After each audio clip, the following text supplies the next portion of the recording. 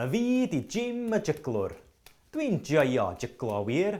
Fi di'r jiglwr mwyaf jiglsyd a jiglodd drwy'r holl sir. Helo, siwmai. Fi di Gruffydd Owen a fi di Bardd Plant Cymru. Croeso mawr i chi i Gweithdy Digidol y Bardd Plant sy'n dathlu bod y cynllun yn 20 mlwydd oed eleni.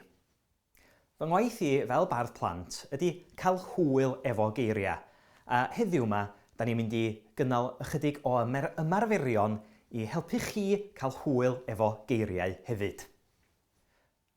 Ffordd o gael hwyl efo geiriau ydy drwy ddefnyddio ansawddeiriau neu geiriau sydd yn disgrifio.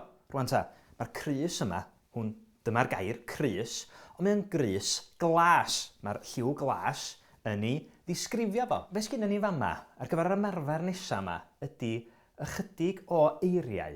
A dwi eisiau chi, fel dosbarth neu ar eich pen eich hunain, feddwl pa eiriau y medrwch chi i ddefnyddio i ddisgrifio y geiriau yma. Felly, pan ni'n gymryd coeden tri, wel, mi fedrwn ni gael coeden dal, coeden fawr dal, neu coeden fach.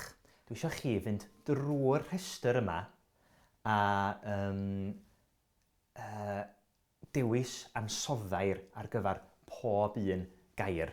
A dwi'n siŵr y byddwch chi gyd yn dewis geiriau gwahanol. Pob lwc i chi.